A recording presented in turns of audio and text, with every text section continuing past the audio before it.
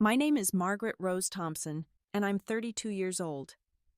Right now, I'm standing in the presidential suite of my own five-star hotel, watching through floor-to-ceiling windows as my sister's wedding preparations unfold in the gardens below. The irony isn't lost on me. For years, my family called me ugly and useless, treating me like I'd never amount to anything. But today, as Patty walks down the aisle in her $100,000 wedding, she has no idea she's celebrating on property I own. The same family who mocked my dreams is about to discover the truth in the most spectacular way possible. Before we dive into this story, I'd love to know where you're watching from. Drop your location in the comments below, and don't forget to hit that like button and subscribe for more incredible true stories. Trust me, what happens next will leave you absolutely speechless, so stick around, because this revelation changed everything. But let me take you back to where this all began, because the journey to this moment was anything but easy. Growing up in Charleston, South Carolina, I learned early that being different meant being less than. Our family lived in a modest two-story house on Elm Street, where my father Harold worked as an insurance salesman, and my mother Beverly spent her days as a part-time secretary at the local dentist office. We weren't wealthy, but we weren't poor either. We were solidly middle class, the kind of family that looked perfect from the outside. The problem was, I never fit the mold my parents had in mind for their daughters. Patricia, my younger sister by 3 years, was everything they wanted. Blonde hair that caught sunlight like spun gold, petite at 5'2" with bright blue eyes, and a bubbly personality that made everyone instantly love her. She brought home straight A's without trying, had friends calling the house constantly, and could charm her way out of any trouble. Then there was me, 5'8" by age 14, with dark brown hair that refused to cooperate, hazel eyes that my mother said were muddy-looking, and a quiet disposition that my father interpreted as sullen. But the real issue wasn't my appearance or personality. It was my struggles in school. What my family didn't know, what I wouldn't discover until college, was that I had dyslexia. All they saw was a daughter who brought home C's and D's despite hours of studying, who read slowly, who mixed up numbers and letters. In their minds, I was simply not as smart as Patricia. The comparisons started early and never stopped. I remember being 8 years old, watching from the school auditorium's back row as Patricia performed in the spring talent show. She sang "Tomorrow" from Annie, her voice clear and sweet, while the audience gave her a standing ovation. I had auditioned too, hoping to recite a poem I'd memorized, but Mrs. Henderson had assigned me to work the curtain instead. When we got home that night, Harold lifted Patricia onto his shoulders, spinning her around the kitchen while she giggled. "That's my star," he announced proudly. "With talent like that, you'll go places, sweetheart." Beverly beamed from the doorway, already planning Patricia's next performance. Neither of them asked about my role in the show. By age 12, the family dynamics were firmly established. During Sunday dinner at my grandmother's house, the conversation always centered on Patricia's latest achievement. She'd won the spelling bee, made the honor roll again, been chosen for the lead in the school play. I sat quietly pushing pot roast around my plate, invisible in my own family. That particular Sunday, Harold was especially proud. Patricia had just been elected class president. "At least we have one pretty daughter who'll find a good husband," he said, reaching over to pat Patricia's cheek. "Beauty and brains. She's got the whole package." The implication hung in the air like smoke. If Patricia was the daughter with beauty and brains, what did that make me? Beverly nodded approvingly. "Patricia will never have to worry about her future. Some nice boy from a good family will snatch her right up." I excused myself early that night, claiming homework. In my bedroom, I stared at my reflection in the dresser mirror, searching for something, anything that might make my parents proud. All I saw staring back was everything I wasn't. High school brought new levels of comparison and disappointment. When junior prom approached, Patricia was asked by 3 different boys and had to choose between them. She picked Marcus, the quarterback, naturally. They looked like they'd stepped out of a magazine when they posed for pictures in our living room. I had hoped someone might ask me too. There was a boy in my chemistry class, David, who sometimes walked me to my locker and made me laugh during lunch. I thought maybe, just maybe, he was building up courage to ask. But as the weeks passed, it became clear that wasn't happening. When Beverly took Patricia dress shopping, I asked if I could come along. "What's the point?" my mother replied, not even looking up from her magazine. "You won't get asked anyway. Besides, prom dresses are expensive." That night I heard my parents talking in the kitchen. I had come downstairs for a glass of water when Harold's voice stopped me at the bottom of the stairs. "At least Patricia inherited your looks," he was saying. "Margaret got stuck with my side of the family. Poor girl." Beverly's response cut deeper than anything I'd heard before. "I know it sounds harsh, but we need to be realistic. Patricia has options. She's beautiful, smart, charming. She can marry well, have a good life. But Margaret, I worry about her future. She's just so plain, and not particularly bright either. Maybe she'll find someone who doesn't care about looks," Harold suggested half-heartedly. "Harold, be honest. She's not just plain, she's awkward. And those grades? She'll be lucky to finish high school, let alone college. I hate to say it, but Margaret is turning out ugly and useless." Ugly and useless. The words burned themselves into my memory, becoming the soundtrack to my teenage years. But something strange happened that night as I sat on my bedroom floor, tears streaming down my face. Instead of breaking me completely, those words ignited something. If my family saw me as ugly and useless, I'd prove them wrong. I just didn't know how yet.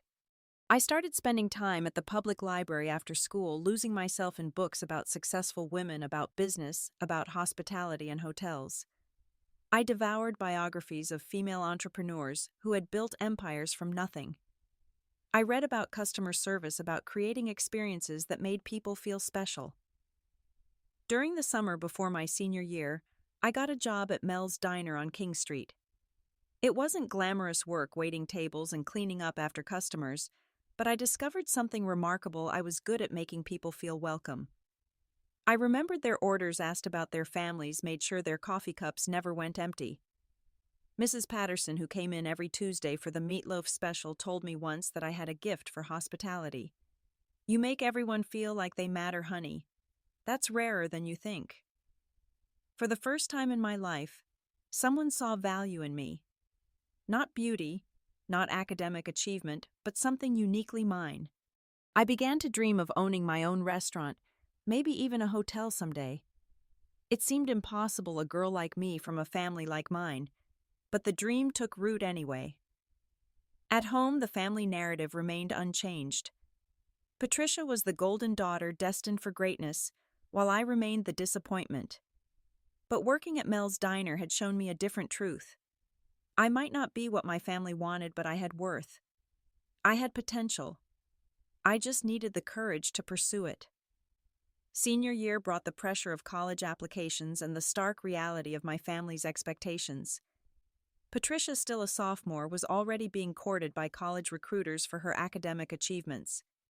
She had her pick of scholarships and acceptance letters. For me, the path forward was less clear.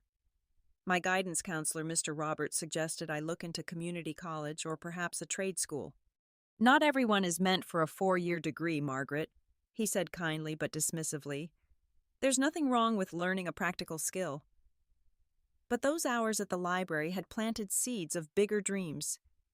I had discovered the hospitality management program at the University of South Carolina and fell in love with the idea of studying something that felt natural to me. The problem was my grades and my family's lack of support. Harold made his position clear during a tense dinner conversation in February. "College is expensive, Margaret. We're already planning to help Patricia with her education, and she's the one with the grades to make it worthwhile." "But I could get financial aid," I protested, "and I'm willing to work to take out loans." Beverly set down her fork with a sharp clink. "Margaret, let's be realistic here. College isn't for everyone. You've struggled through high school. What makes you think university would be any different?" "Because I'd be studying something I actually care about," I replied, my voice stronger than I felt. Patricia looked up from her homework spread across the dining room table. "What would you even study? You don't really have any talents or interests. The casual cruelty of her words stung, but I pushed forward. Hospitality management, hotel and restaurant administration. Harold actually laughed. Playing waitress isn't a career, Margaret.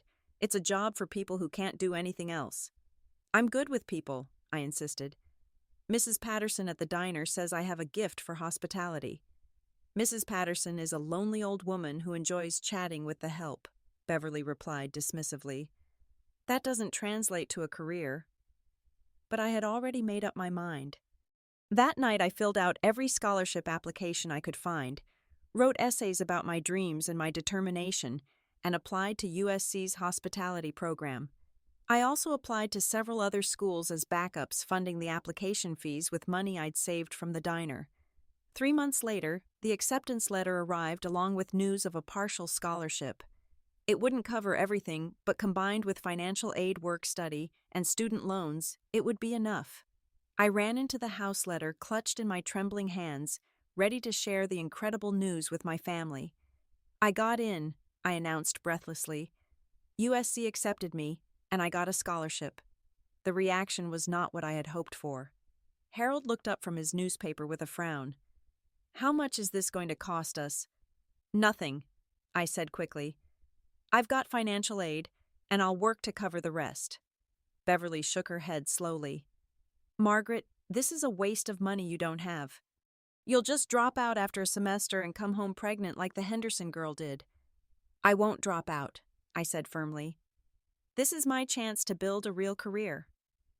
Patricia, now 17 and more beautiful than ever, chimed in from the couch, where she was painting her nails. College isn't going to change who you are, Margaret. You'll still be you, just with more debt. The words hit like a physical blow, but I stood my ground. Maybe you're right, I said quietly. Maybe I will still be me, but maybe that's not such a bad thing. That August, I packed my few belongings into 2 battered suitcases and took a Greyhound bus to Columbia. My family didn't drive me to the station. Harold was at work, Beverly was getting Patricia ready for senior year pictures, and Patricia herself was at cheerleading practice. I left home with $300 in cash, a burning determination to succeed, and the echo of their words ringing in my ears, ugly and useless. College was harder than I had imagined, but not in the ways my family predicted. Academically, once I was diagnosed with dyslexia and given appropriate accommodations, my grades improved dramatically. The real challenge was financial. I worked 3 jobs to stay afloat. Monday through Friday, I served food in the campus cafeteria during lunch rush. Weekends, I cleaned rooms at the Holiday Inn downtown. And 3 evenings a week, I tutored struggling freshmen in basic math and writing skills, discovering that I had a talent for breaking down complex concepts into manageable pieces. My roommate Janet, a pre-med student from Atlanta, became my first real friend. She didn't care that I wore the same 3 outfits on rotation, or that I ate ramen noodles for dinner most nights. She saw something in me that my own family had missed: intelligence, determination, and an innate understanding of what made people feel valued. You're going to own hotels someday, she told me one night as we studied together in our cramped dorm room. I can see it.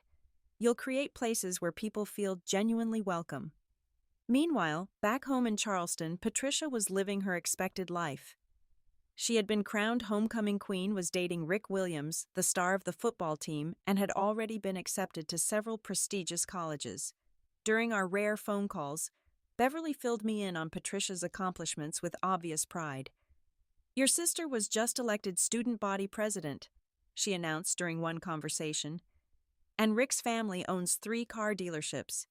If things work out between them, Patricia will be set for life. That's nice.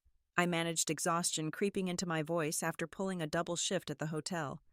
Are you still playing around with that hotel thing? Beverly asked, her tone suggesting she viewed my education as an expensive hobby.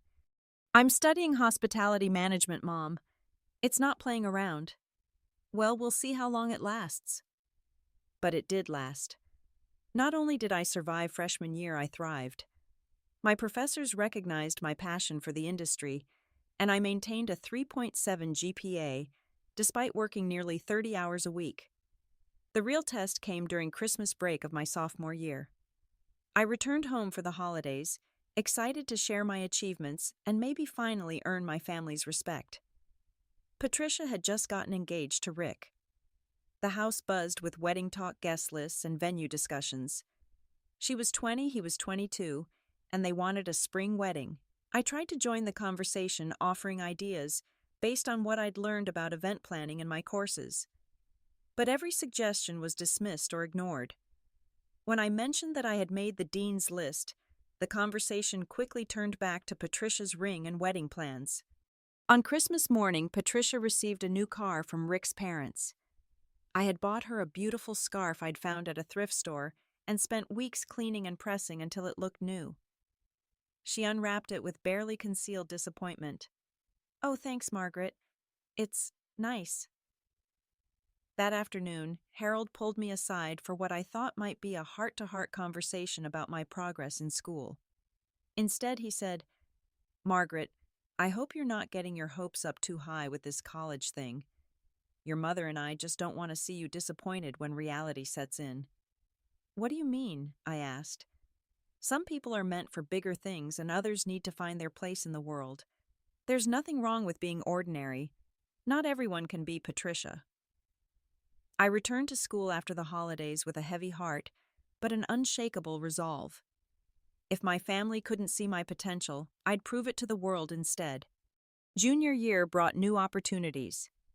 I was selected for an internship at one of Charleston's premier boutique hotels, the Ocean View Inn.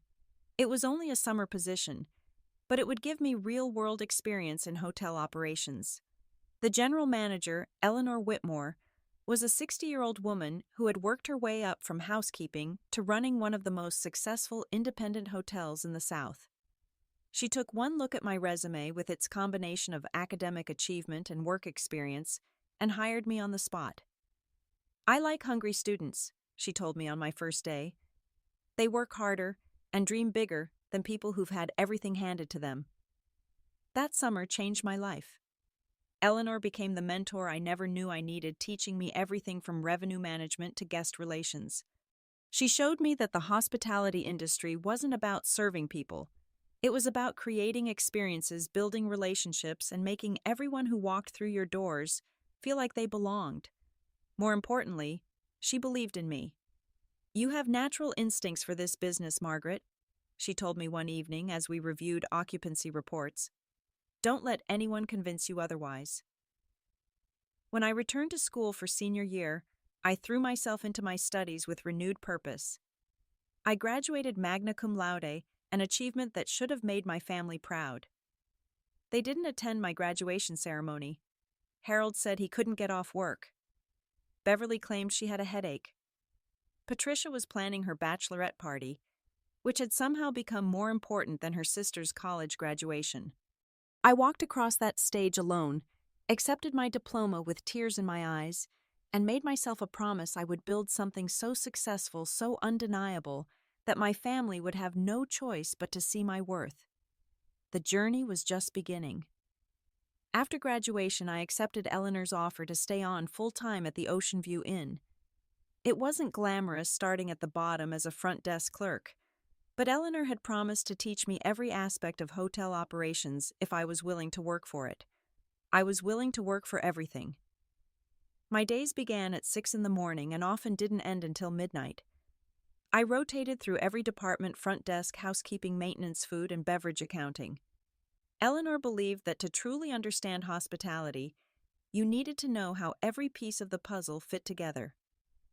"A good manager can tell someone what to do," she explained as we walked through the property one morning. "A great manager knows how to do it themselves." I absorbed everything like a sponge. I learned how to read occupancy patterns, manage revenue, handle difficult guests, and lead staff. Most importantly, I learned that success in hospitality wasn't about having the fanciest property or the highest prices. It was about consistency, attention to detail, and making every single guest feel genuinely valued. Within 6 months, I had been promoted to assistant manager. Within a year, I was managing entire departments and handling major guest complaints. Eleanor trusted me with responsibilities that most hotels wouldn't give someone with 5 years of experience. Meanwhile, back in Charleston, my family's lives continued on their predictable paths. Patricia was still engaged to Rick, though their wedding date kept getting pushed back. First, it was delayed because Rick wanted to establish his career at his father's dealership. Then it was postponed because Patricia decided she wanted to lose 10 pounds. Then Rick suggested they wait until they could afford a bigger wedding. During one of our monthly phone calls, Beverly shared the latest drama. "Patricia is beside herself," she confided. "They've been engaged for 2 years now, and Rick keeps finding excuses to postpone. She's starting to worry he'll never actually marry her." "Maybe he's just not ready," I suggested diplomatically. "Nonsense. Rick knows he'll never find anyone better than Patricia. She's beautiful, charming, comes from a good family. Any man would be lucky to have her." The implication, as always, was clear. If Patricia, with all her advantages, was having relationship struggles, what hope did someone like me have? But I wasn't focused on romance. I was building something bigger than myself. The breakthrough moment came during my second year at the Ocean View Inn. Hurricane Florence had swept up the coast, causing massive flooding throughout Charleston. While most businesses shut down, Eleanor made the decision to stay open and help coordinate emergency housing for displaced families and relief workers. I found myself managing a crisis unlike anything I'd experienced. With half our staff unable to get to work due to flooding, I was essentially running the hotel single-handedly. I organized emergency accommodations for 200 people, coordinated with the Red Cross managed food service for evacuees, and somehow kept the hotel operating at capacity while providing free services to storm victims. For 72 hours straight, I barely slept. I was everywhere at once, checking families into rooms, delivering supplies to elderly guests, coordinating with emergency services, managing our overwhelmed staff. When a local news crew arrived to cover the relief efforts, they interviewed me as the hotel's representative. Eleanor watched the news coverage from her own flooded home, where she'd been stranded since the storm began. Later, she told me that watching me handle the crisis with such competence and compassion convinced her that I was ready for much bigger responsibilities. The next week, she called me into her office with a proposal that would change my life. "Margaret, I've been in this business for 40 years, she began. "I've seen talented people come and go, but rarely have I met someone with your combination of skills and instincts. You understand that hospitality isn't just about running a business. It's about creating a place where people feel truly cared for." She slid a folder across her desk. Inside were financial documents, property listings, and business plans. "There's a small inn for sale in Asheville, North Carolina. 20 rooms, historic property, beautiful location. The current owners are retiring and they're motivated to sell. With the right vision and management, it could be something special." My heart raced as I flipped through the documents. The Magnolia House Inn was a Victorian-era mansion that had been converted to a bed and breakfast in the 1980s. The photos showed elegant rooms with original hardwood floors, a wraparound porch perfect for morning coffee, and gardens that begged to be restored to their former glory. "I can't afford something like this," I said, though I couldn't take my eyes off the pictures. "That's where I come in," Eleanor continued. "I've been looking for the right investment opportunity, and I've been looking for the right person to invest in. I'm willing to provide the down payment and secure financing for the rest. You'll own 60%, I'll own 40%. You'll run it completely, make all operational decisions, and take the majority of the profits." I stared at her in shock. "Eleanor, I can't ask you to take that kind of risk." "You're not asking. I'm offering. Margaret, in 2 years, you've shown more natural talent and dedication than managers I've worked with for decades. This is the next step." The numbers were staggering. The purchase price was $450,000. Even with Eleanor's investment, I'd be taking on debt that would consume every penny I earned for years. If the business failed, I'd lose everything. But as I sat in that office looking at pictures of what could be my own hotel, I thought about all the people who had told me I'd never amount to anything. I thought about my family's dismissive comments, their certainty that I was destined for failure. "I'll do it," I said. Eleanor smiled. I thought you might. That night I called home to share the incredible news. I was going to be a hotel owner at 27 years old. Surely this would finally prove to my family that I was capable of success. Harold's response was predictable. Margaret, this sounds like a huge mistake. You're going to lose everything and come crawling back here broke. Beverly was even more discouraging. Honey, you're getting in over your head. What do you know about running a business? You'll be bankrupt within a year. Patricia, now 24 and still planning her perpetually postponed wedding, was the most cutting. Margaret, just because someone convinced you to play dress-up as a business owner doesn't mean you actually are one. This is going to end badly. I hung up the phone feeling deflated but not deterred. I had learned to stop seeking their approval and start proving my worth through action. 3 weeks later, I signed the papers that made me the majority owner of the Magnolia House Inn. At 27 years old, I was officially an entrepreneur. I was also officially in debt up to my eyeballs, working 18-hour days and eating ramen noodles for dinner more nights than not. But for the first time in my life, I was building something that was entirely mine. The real work was just beginning. The first year of owning the Magnolia House Inn nearly broke me both financially and physically. The Victorian mansion was beautiful, but had been poorly maintained for years. The plumbing was temperamental, the electrical system was outdated, and the gardens looked like something from a horror movie. I threw myself into renovations with manic energy, doing much of the work myself to save money. I scraped wallpaper until my fingers bled, refinished hardwood floors on my hands and knees, and spent weekends pruning overgrown bushes and planting new flowers. When I couldn't afford to hire professionals, I watched YouTube tutorials and taught myself plumbing, painting, and basic carpentry. The financial pressure was crushing. Some months, I literally had to choose between buying groceries and making the mortgage payment. I lived on peanut butter sandwiches and instant coffee, wearing the same 3 work outfits until they were threadbare. More than once, I lay awake at night wondering if my family had been right about my capabilities. But slowly, room by room, the inn began to transform. I focused on creating spaces that felt like home rather than hotel rooms. Each room had its own personality: hand-selected antique furniture, locally made quilts, fresh flowers from the garden, and little touches that made guests feel special.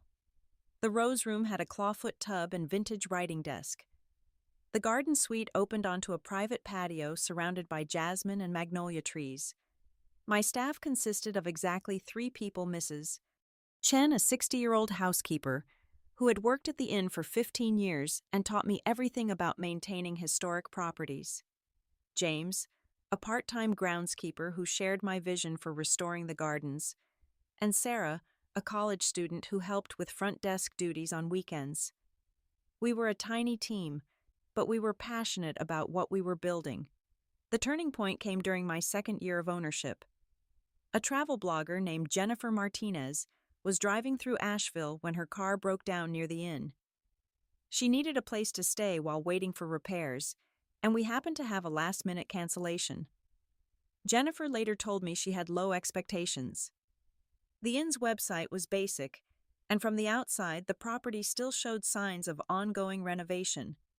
But from the moment she walked through the front door, everything changed. I greeted her personally, offering her a choice of our 2 available rooms and explaining the history of each space. I recommended local restaurants based on her dietary preferences, arranged for a massage therapist to come to the inn when she mentioned feeling stressed about her car troubles, and personally delivered fresh-baked cookies and tea to her room that evening. The next morning, I found her on the front porch with her laptop writing furiously. "I hope you don't mind," she said when she saw me. "I'm a travel blogger, and I had to write about this place immediately. I've stayed in 5-star hotels that didn't make me feel as welcome as you have." Jennifer's blog post, titled "Hidden Gem in the Blue Ridge: The Magnolia House Inn Redefines Southern Hospitality," was published 3 days later on a website with over 2 million monthly readers. Within hours of publication, our phone was ringing constantly with booking requests.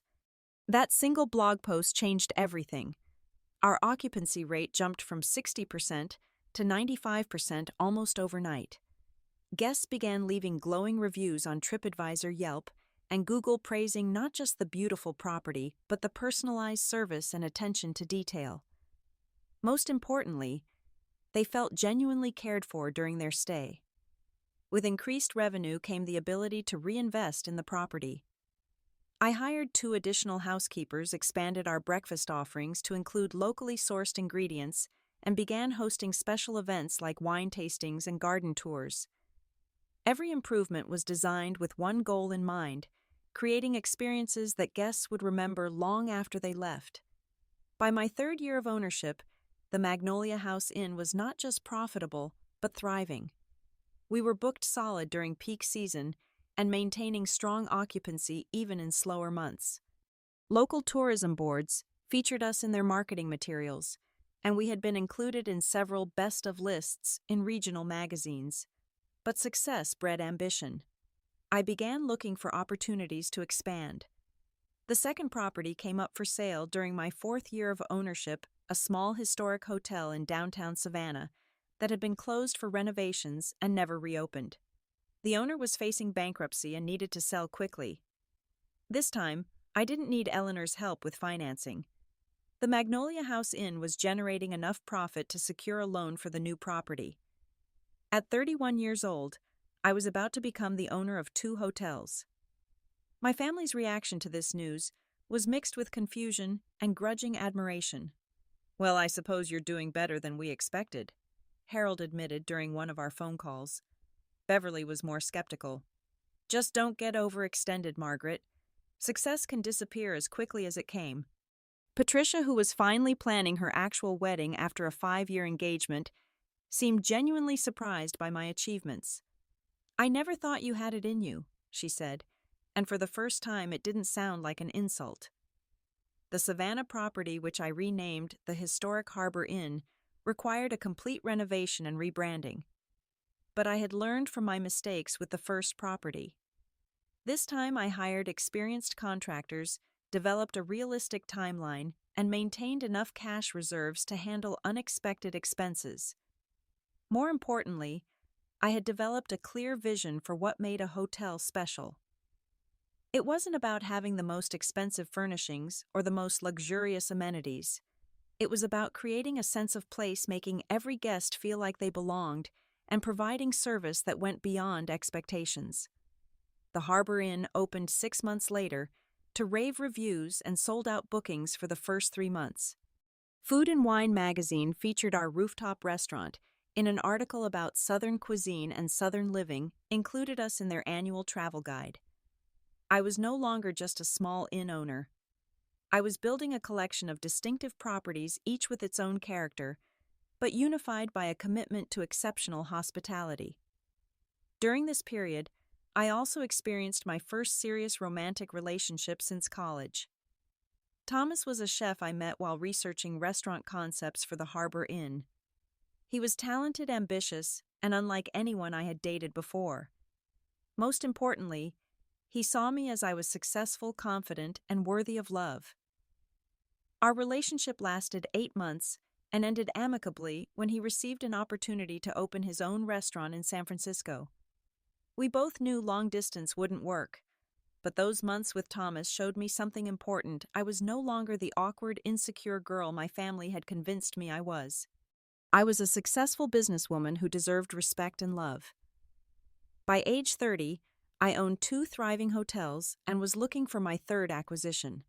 When the opportunity arose to purchase a historic mansion in Charleston and convert it to a luxury hotel, I knew I had found my next project.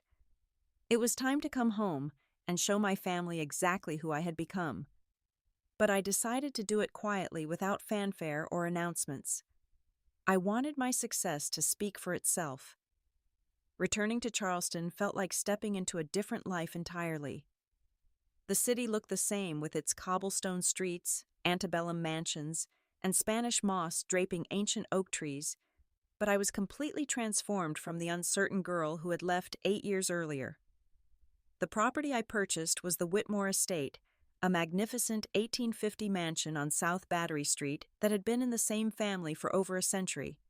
The current owner's descendants of the original builders needed to sell due to financial difficulties, but wanted to ensure the property would be preserved and respected.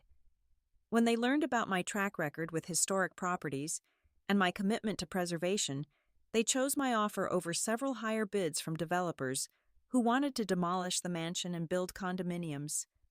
The transformation of the Whitmore estate into the Magnolia Grand took 18 months and every penny of profit from my other two properties.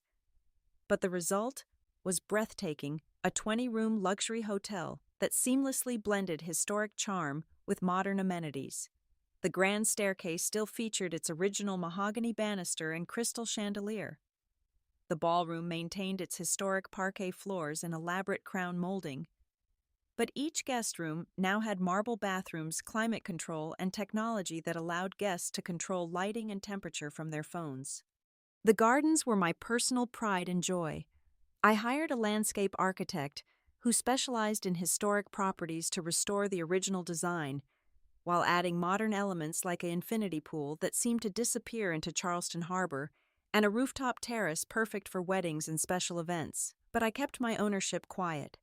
The hotel opened with significant media attention. Charleston magazine featured it on their cover, and Travel and Leisure included it in their list of the South's most beautiful new hotels, but my name never appeared in any of the coverage. Officially, I was simply listed as M.R. Thompson, principal owner, in business documents. My family knew I was back in Charleston, of course. I had purchased a small carriage house in the French Quarter, just a few blocks from the hotel, and occasionally ran into people from high school at the grocery store or coffee shop. But as far as they knew, I was working as a manager at some hotel downtown. The misconception was reinforced by my appearance and behavior when I visited them. I dressed simply, drove a modest car, and never discussed my financial situation. When asked about my work, I gave vague answers about hotel management and quickly changed the subject. This wasn't about hiding my success out of shame. It was about observing my family dynamics from a position of strength rather than desperately seeking their approval. And what I observed wasn't particularly flattering. Patricia, now 27, had finally married Rick the previous year in what Beverly described as the wedding of the century. They had spent nearly a year planning every detail, insisting on only the most expensive options. The wedding dress alone cost $8,000, and the reception featured a full orchestra and flowers flown in from Ecuador. But marriage hadn't brought Patricia the happiness she expected. Rick worked long hours at his father's dealership and spent most evenings playing poker with his buddies or watching sports at local bars. Patricia, who had never developed interests beyond her appearance and social status, seemed bored and restless. She had taken a part-time job at an upscale boutique, but complained constantly about having to work with common people and dealing with customers who couldn't afford the store's designer clothing. Meanwhile, Harold and Beverly were struggling financially. Harold's insurance business was facing competition from online companies, and Beverly's part-time job barely covered their basic expenses. They had taken out a second mortgage to help pay for Patricia's wedding, and now they were facing the reality of retirement with minimal savings. During family dinners, which I attended monthly out of obligation rather than enjoyment, the conversation invariably focused on money worries and Patricia's marital complaints. No one asked about my life or work beyond perfunctory questions that they clearly weren't interested in having answered. It was during one of these dinners that Patricia made an announcement that would set the stage for the dramatic revelation to come. "Rick and I have decided to renew our vows," she declared, her diamond ring catching the light as she gestured. "It'll be our second anniversary next year, and we want to do something really special." Beverly immediately perked up. "Oh, how romantic. What are you thinking?" "We want a destination wedding this time. Something elegant and exclusive. Maybe Charleston's most prestigious venue." Patricia's eyes sparkled with excitement. "I'm thinking we could spend $50,000 this time. Really do it right." Harold nearly choked on his sweet tea. $50,000, Patricia. We're still paying off your first wedding." "This is different," Patricia insisted. "This is about celebrating our marriage, showing everyone how successful Rick and I have become." The irony wasn't lost on me. Patricia wanted to spend more money they didn't have on a party to prove success they hadn't achieved. Over the following weeks, Patricia threw herself into planning her vow renewal celebration with the same obsessive energy she had devoted to her original wedding. She visited every upscale venue in Charleston collecting brochures and price lists, creating elaborate Pinterest boards with photos of flowers decorations and designer dresses. But every venue she loved was far beyond their budget. "The Ocean House wants $40,000 just for the reception," she complained during one family dinner. "And that doesn't include flowers or photography or anything else." "Maybe we could do something simpler," Rick suggested tentatively. "A small ceremony at the church dinner at a nice restaurant." Patricia looked at him like he had suggested holding the event at McDonald's. "Rick, this is supposed to be special. I want somewhere that will make people gasp when they walk in. Somewhere that screams success and elegance." That's when I made my suggestion. "Have you looked at the Magnolia Grand?" I asked casually, cutting into my chicken. Patricia's eyes widened. "The Magnolia Grand, that new luxury hotel on South Battery, Rick, that would be perfect." "It's probably way out of our price range," Rick said glumly. "Actually," I continued, "I know someone who works there. I might be able to get you a deal." This wasn't entirely a lie. I did know someone who worked there. Me. Patricia practically bounced in her chair with excitement. "Margaret, could you really? Oh my God, having our vow renewal at the Magnolia Grand would be amazing. Everyone would be so impressed." And that's how I came to plan my sister's elaborate celebration at my own hotel, while my family remained completely unaware that the venue they considered impossibly elegant and exclusive belonged to the daughter they had always dismissed as ugly and useless. The stage was set for a revelation that would change everything. Planning Patricia's vow renewal ceremony while maintaining the secret of my ownership felt like directing an elaborate play. Every detail had to be perfect, not just because I wanted the event to be beautiful, but because I knew this would be the moment when my family finally learned the truth about who I had become. I worked with my event coordinator, Michelle, to create an experience that would exceed Patricia's wildest expectations while staying within the reduced budget I had quoted her. Officially, the family believed they were getting a friends and family discount through my mysterious connection at the hotel. "Your sister has exquisite taste," Michelle commented as we reviewed Patricia's Pinterest boards and wish lists. "She wants the presidential suite for getting ready the garden ceremony, space cocktails on the rooftop terrace, and dinner in the ballroom. For 100 guests, this would normally cost $75,000. Make it happen for 30, I instructed, and make sure every detail is flawless." Over the next 3 months, I watched Patricia transform into the happiest version of herself I had ever seen. Planning this event gave her a sense of purpose and importance that had been missing from her life. She spent hours at the hotel meeting with vendors, tasting menu options and selecting linens and centerpieces. During these visits, Patricia interacted with me in a way she never had before. She sought my opinion on color schemes, asked for my advice on seating arrangements, and actually listened when I made suggestions. For the first time in our relationship, she seemed to view me as someone worth consulting. "Margaret, you have such good instincts about this stuff," she said one afternoon as we reviewed the final timeline. "Maybe you should have been an event planner instead of whatever it is you do at that hotel."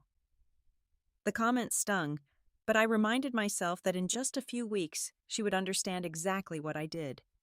Meanwhile, Harold and Beverly marveled at the luxury of the Magnolia Grand every time they visited for planning meetings. Beverly ran her hands over the marble countertops in the bridal suite, clearly imagining what it would feel like to afford such elegance regularly. "I can't believe Margaret was able to get us such a deal," she whispered to Harold during one visit. "This place is incredible. Patricia is so lucky." Harold nodded, looking around the opulent surroundings with obvious appreciation. "Maybe Margaret isn't as useless as we thought. At least she's good for something." The casual cruelty of his words reminded me why this revelation was necessary. Even when I was helping them achieve something they couldn't afford on their own, they still couldn't resist diminishing me. 2 weeks before the ceremony, Rick asked the question I had been dreading and anticipating in equal measure. We were reviewing the final guest list when he looked up from his paperwork with a puzzled expression.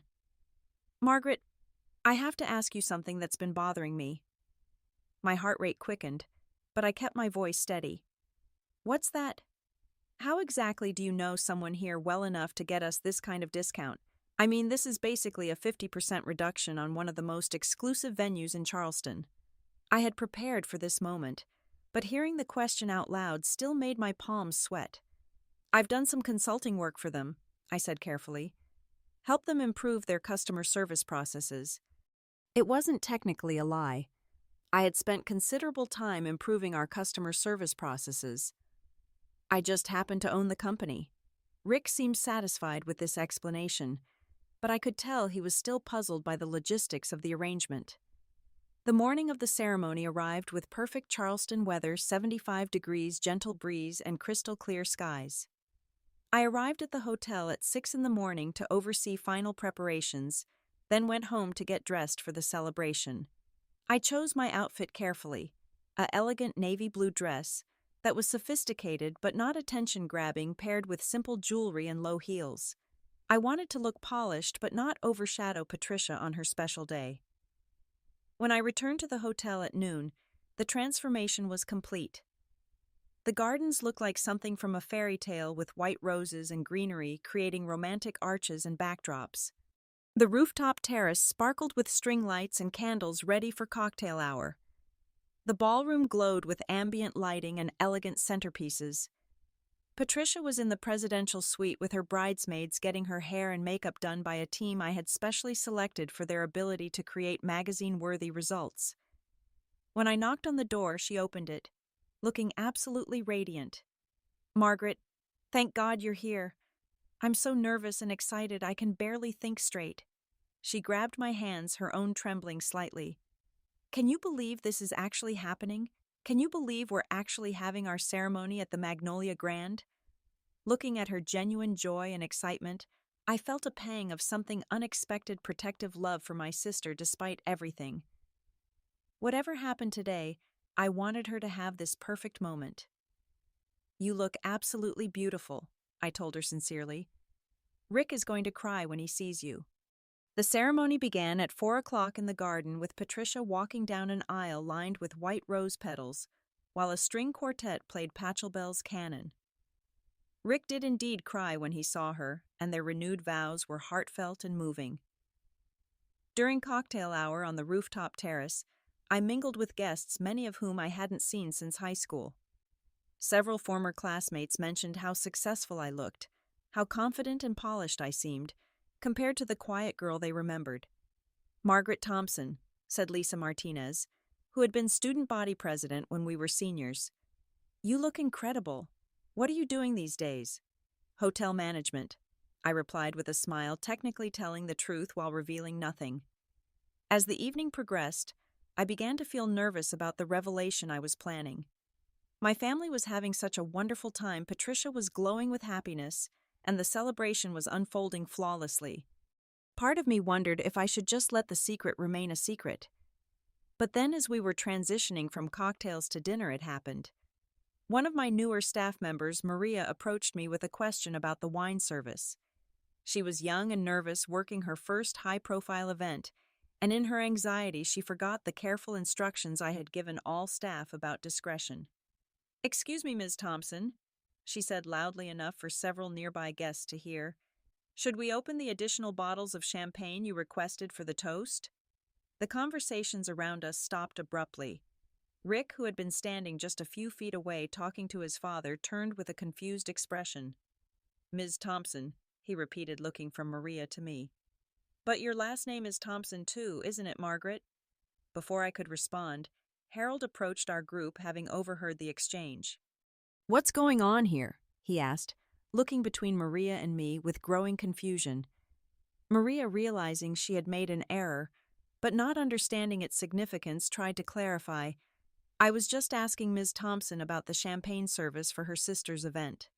The pieces began clicking together in Rick's mind with almost visible precision. He looked at me with dawning realization, then at Patricia, who was approaching us with a bright smile, completely unaware that her perfect evening was about to take an unexpected turn. "Wait a minute," Rick said slowly, his voice carrying across the terrace and causing more conversations to pause. "Thompson is your maiden name, Patty, and you're asking her about champagne service for her sister's event." He turned to face me directly, and I saw the exact moment when understanding hit him like a lightning bolt. "Are you telling me," he said in a voice that was barely controlled, "that you own this hotel?" The rooftop terrace, which moments before had been filled with laughter and celebration, fell completely silent. Patricia stared at me with an expression I had never seen before, complete shock mixed with something that looked almost like fear. "Margaret," she whispered, "what is he talking about?" I looked around at the faces surrounding me, my family, my sister's new husband, friends and relatives who had known me as the quiet, unsuccessful Thompson daughter. All of them were waiting for my answer. I took a deep breath and made my choice. "Yes," I said clearly, my voice carrying across the silent terrace. "I own the Magnolia Grand. I also own the Magnolia House Inn in Asheville and the historic Harbor Inn in Savannah." The silence stretched for what felt like an eternity. Patricia's face went through a series of expressions: shock, confusion, disbelief, and finally something that looked like grief. But you work at a hotel," she stammered. "You're in hotel management." "I am in hotel management," I replied gently. "I manage my own hotels." Harold pushed through the crowd, his face red with embarrassment and confusion. "Margaret, what are you saying? You're telling us you own this place." "I bought the Whitmore estate 2 years ago and spent 18 months converting it into the Magnolia Grand." I explained, my voice steady despite the emotions swirling through me. "The discount you received wasn't through a connection. It was my wedding gift to Patricia and Rick." Beverly appeared at Harold's side, looking like she had seen a ghost. "But Margaret, how could you afford— when did you—" "I've been building my hotel collection for 8 years, I continued, "since I graduated from college. The college education you were certain would end in failure." The crowd of guests had formed a circle around us, everyone straining to hear this unexpected family drama unfold at what was supposed to be a romantic celebration. Rick, still processing the revelation, asked the question that would become the defining moment of the evening. "Patricia," he said, his voice filled with amazement, "is she really your sister?" The question hung in the air like a challenge. Patricia looked at me with tears in her eyes, seeing me clearly for perhaps the first time in our lives. All those years of being called ugly and useless. All those moments of being dismissed, overlooked, and underestimated. All the times my family had convinced me that I was destined for mediocrity, while Patricia was destined for greatness. And here we stood on the rooftop of my own luxury hotel, surrounded by the success I had built from nothing, while my family struggled to reconcile the reality of who I had become with their assumptions about who I was supposed to be. "Yes," Patricia whispered, her voice barely audible. "She's my sister." But for the first time, she said it with something that sounded like pride. The immediate aftermath of the revelation created a strange mixture of celebration and reckoning that I'll never forget. The wedding guests, initially stunned by the dramatic family disclosure, gradually began to process what they had witnessed. Many approached me throughout the remainder of the evening, expressing amazement at my achievements and congratulating me on my success. But it was my family's reaction that mattered most. Patricia spent the first hour after the revelation in a kind of daze, going through the motions of her celebration, while clearly struggling to understand how dramatically her perception of me had shifted. During dinner, she kept glancing at me with an expression I had never seen before, respect mixed with something that might have been regret. Harold and Beverly sat at the family table looking shell-shocked. They made polite conversation with other guests, but I could see them stealing glances at me, trying to reconcile the daughter they thought they knew with the successful businesswoman I had revealed myself to be. It was Rick who broke the ice during the toasts. "I have to be honest," he said, standing with his champagne glass and looking directly at me. "When I married into the Thompson family, I thought I knew everyone pretty well.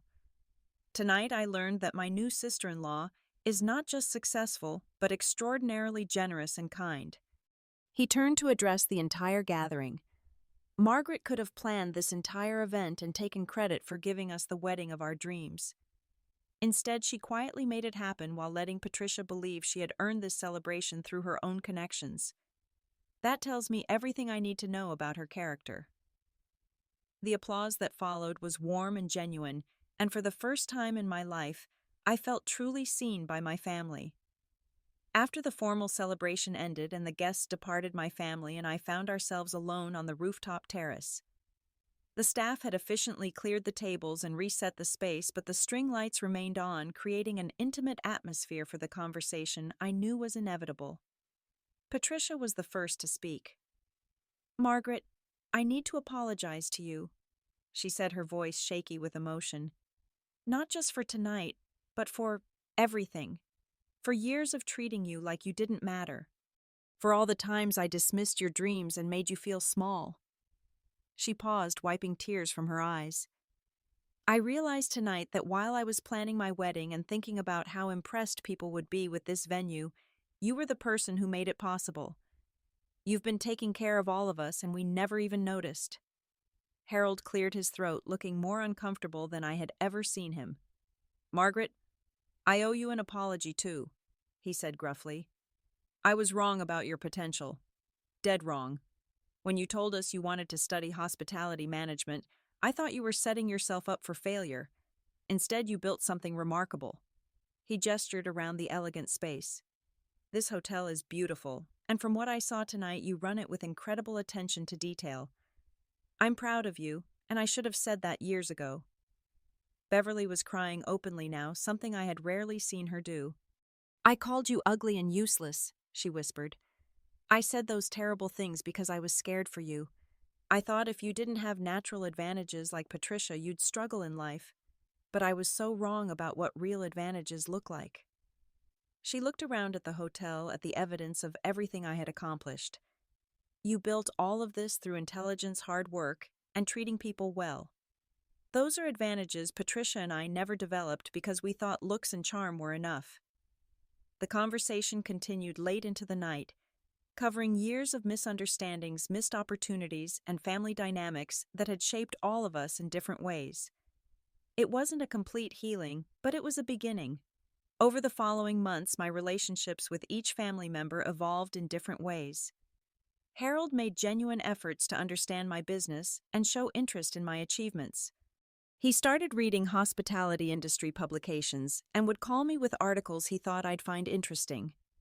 It was his way of trying to connect with the daughter he was finally getting to know. Beverly struggled more with adjusting her perception of me, but she made efforts too.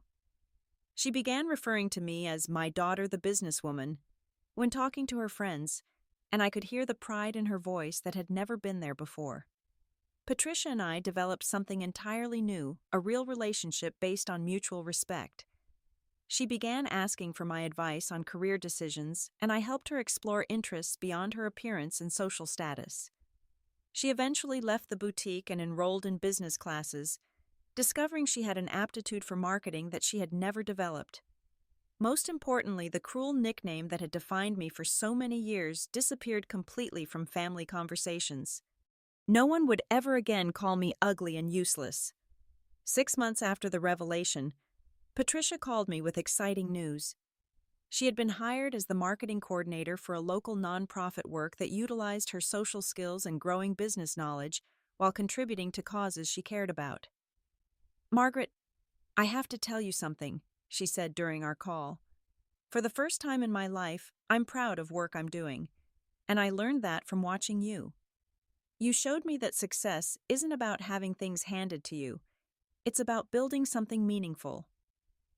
A year later, Harold and Beverly attended the grand opening of my fourth property, a boutique hotel in Savannah's historic district. Watching them mingle with other business owners, government officials, and hospitality industry leaders, introducing themselves as Margaret's parents, with obvious pride, felt like a vindication decades in the making. But the most meaningful moment came during a quiet family dinner at my house, when Patricia made an observation that showed how much our family had changed. "You know what I realized?" she said as we sat around my dining room table sharing a meal I had cooked in my own home. We spent so many years focused on surface things, appearance and status, and what other people thought. But Margaret was building something real the whole time. She looked at me with genuine admiration. You didn't just become successful. You became someone who creates experiences that make people happy. You employ dozens of people, you've preserved historic properties, and you've shown all of us what it looks like to find your passion and pursue it relentlessly. Harold raised his glass. To Margaret, who proved that the quiet ones are often the most determined ones. As I sat surrounded by my family, finally seen and appreciated for who I truly was, I reflected on the journey that had brought us to this moment. The pain of being dismissed and underestimated had been real, but it had also been fuel for achievements beyond anything I had originally imagined. I had learned that success isn't about proving people wrong, though that can be satisfying. Success is about proving yourself right, about betting on your own potential, even when others can't see it. The family that once called me ugly and useless now understood that beauty comes from resilience, from treating others with kindness, from building something meaningful. And usefulness isn't about meeting other people's expectations. It's about discovering your own gifts and using them to make the world a little better. Standing in my own hotel on Patricia's wedding day, revealing the truth about who I had become wasn't just about surprising my family. It was about finally fully owning my own story. Sometimes the greatest gift people give you is underestimating you. It frees you to exceed even your own expectations, and when you finally reveal who you've become, the transformation is all the more powerful for having been unexpected. I built an empire while my family thought I was just getting by. And in the end, that empire wasn't just made of hotels and success. It was made of self-respect, genuine relationships, and the quiet satisfaction of knowing I had become exactly who I was meant to be. The little girl who was once called ugly and useless had grown into a woman who understood her true worth, and that understanding changed everything. Thank you so much for joining me on this incredible journey tonight. I'd love to hear from you in the comments below. Have you ever been underestimated by people close to you? How did you prove them wrong? Your story might inspire someone else who's going through their own transformation. If this story resonated with you, please give it a like and share it with someone who needs to hear that they're capable of more than others might believe. Don't forget to subscribe for more inspiring true stories about overcoming challenges and finding success on your own terms. Until next time, remember that the people who matter will see your worth, and those who don't aren't worth your time proving anything to. Sometimes the best revenge is simply living well and becoming the person you were always meant to be. Wishing you all the courage to pursue your dreams and the wisdom to know you're already enough exactly as you are.